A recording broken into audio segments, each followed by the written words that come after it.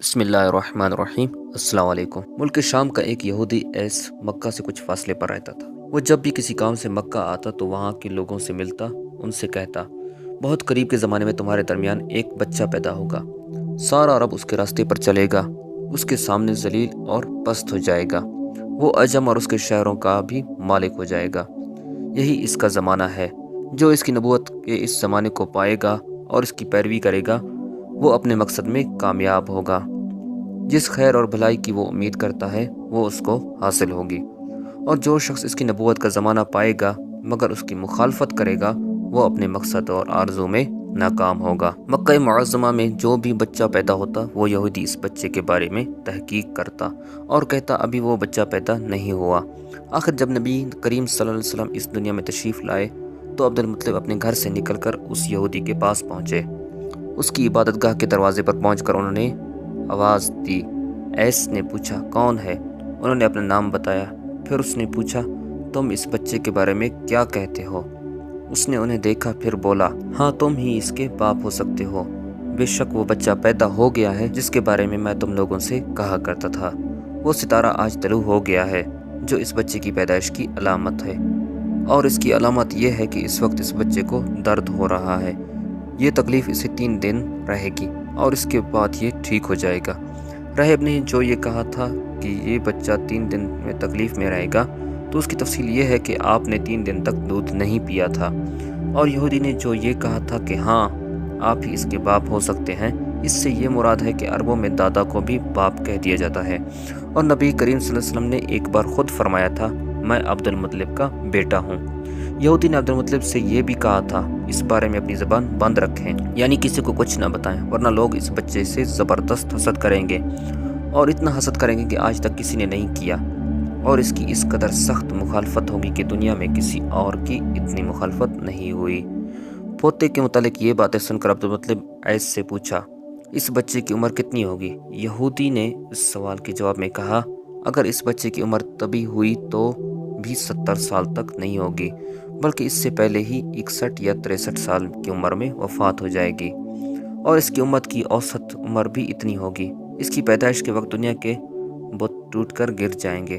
یہ ساری علامات اس یہودی نے گزشتہ انبیاء کی پیش گوئیوں سے معلوم کی تھی، اور سب بالکل سچ ثابت ہوئیں۔ قریش کے کچھ لوگ عمرو بن نفیل اور عبداللہ بن حجش وغیرہ ایک بت کے پاس جایا کرتے تھے۔ یہ اس رات بھی اس کے پاس گئے جس رات آپ صلی اللہ علیہ وسلم کی پیدائش ہوئی۔ انہوں نے دیکھا وہ بت اندھے منہ گرا پڑا ہے۔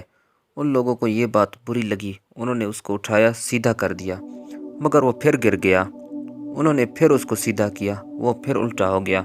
ان لوگوں کو بہت حیرت ہوئی، یہ بات بہت عجیب لگی۔ تب اس بت سے آواز نکلی یہ ایک ایسے بچے کی پیدائش کی خبر ہے جس کے نور سے مشرق اور مغرب میں زمین کے تمام گوشے منور ہو گئے ہیں۔ بت سے نکلنے والی آواز نے انہیں اور زیادہ حیرت زدہ کر دیا۔ اس کے علاوہ ایک واقعہ یہ پیش آیا کہ ایران کے شہنشاہ کسریہ نوشیروان کا محل ہلنے لگا اور اس میں شگاف پڑ گئے۔ نوشیروان کا یہ محل نہایت مضبوط تھا، بڑے بڑے پتھروں اور چونے سے تعمیر کیا گیا تھا۔ اس واقعے سے پوری سلطنت میں دہشت پھیل گئی۔ شگاف پڑنے سے خوفناک آواز بھی نکلی تھی۔ محل کے 14 کنکرے ٹوٹ کر نیچے آ گرے تھے۔ آپ کی پیدائش پر ایک واقعہ یہ پیش آیا کہ فارس کے تمام آتش کدوں کی وہ آگ بجھ گئی جس کی وہ لوگ پوجا کیا کرتے تھے اور اس کو بجھنے نہیں دیتے تھے، لیکن اس رات میں ایک ہی وقت میں تمام آتش کدوں کی آگ آنن فانن بجھ گئی۔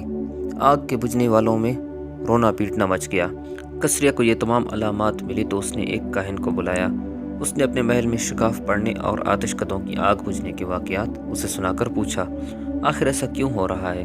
وہ کاہن خود تو جواب نہ دے سکا، تاہم اس نے کہا ان سوالات کے جوابات میرا ماموں دے سکتا ہے، اس کا نام ستی ہے۔ نوشیروان نے کہا ٹھیک ہے تم جا کر ان سوالات کے جواب لاؤ۔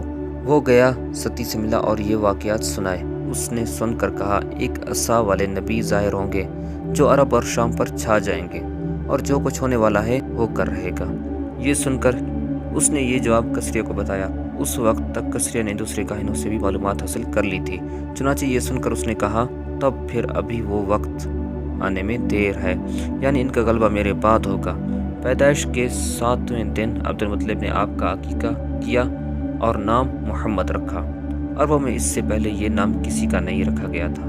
قریش کو یہ نام عجیب سا لگا، چنانچہ کچھ لوگوں نے عبد المطلب سے کہا، اے عبد المطلب، کیا وجہ ہے کہ تم نے اس بچے کا نام اس کے باپ دادا کے نام پر نہیں رکھا بلکہ محمد رکھا ہے، اور یہ نام نہ تمہارے باپ دادا میں کسی کا ہے اور نہ تمہاری قوم میں کسی کا ہے؟ عبد المطلب نے انہیں جواب دیا، میری تمنا ہے کہ آسمانوں میں اللہ تعالیٰ اس بچے کی تعریف فرمائے اور زمین پر لوگ اس کی تعریف کریں۔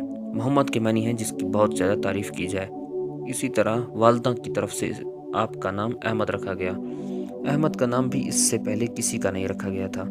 مطلب یہ کہ ان دونوں ناموں کی اللہ تعالیٰ نے حفاظت کی اور کوئی بھی یہ نام نہ رکھ سکا۔ احمد کا مطلب ہے کہ سب سے زیادہ تعریف کرنے والا۔ علامہ صالح نے لکھا ہے کہ آپ احمد پہلے ہیں اور محمد بعد میں، یعنی آپ کی تعریف دوسروں نے بعد میں کی، اور اس سے پہلے آپ کی شان یہ ہے کہ آپ اللہ تعالیٰ کی سب سے زیادہ حمد و ثنا کرنے والے ہیں۔ پرانی کتابوں میں آپ کا نام احمد ذکر کیا گیا ہے۔ اپنی والدہ کے بعد آپ نے سب سے پہلے صوبیہ کا دودھ پیا۔ صوبیہ نبی کریم صلی اللہ علیہ وسلم کے چچا ابو لہب کی باندی تھی۔ ان کو ابو لہب نے آپ کی پیدائش کی خوشی میں آزاد کر دیا تھا۔ صوبیہ نے آپ کو چند دن تک دودھ پلایا۔ انہی دنوں صوبیہ کے ہاں اپنا بیٹا پیدا ہوا تھا۔ آپ کی والدہ نے آپ کو صرف 9 دن تک دودھ پلایا۔ ان کے بعد صوبیہ نے پلایا، پھر دودھ پلانے کی باری حضرت حلیمہ سعدیہ رضی اللہ تعالیٰ عنہ کی آئی۔ حضرت حلیمہ سعدیہ رضی اللہ تعالیٰ عنہ اپنی بستی سے روانہ ہوئیں۔ ان کے ساتھ ان کا دودھ پیتا بچہ اور شوہر بھی تھے۔ حضرت حلیمہ سعدیہ رضی اللہ تعالیٰ عنہ دوسری عورتوں کے بعد مکہ میں داخل ہوئیں۔ ان کا خچر بہت کمزور اور مریل تھا۔ ان کے ساتھ ان کی کمزور اور بوڑھی اونٹنی تھی، وہ بہت آہستہ چلتی تھی۔ ان کی وجہ سے حلیمہ رضی اللہ تعالیٰ عنہ قافلے سے بہت پیچھے رہ جاتی تھی۔ اس وقت بھی ایسا ہی ہوا اور وہ سب سے آخر میں مکہ میں داخل ہوئیں۔ اس سے آگے کا واقعہ اگلی ویڈیو میں۔ اگر آپ کو یہ ویڈیو پسند آئی ہے تو ہمارے چینل کو سبسکرائب کر دیں۔ تب تک کے لیے اللہ حافظ۔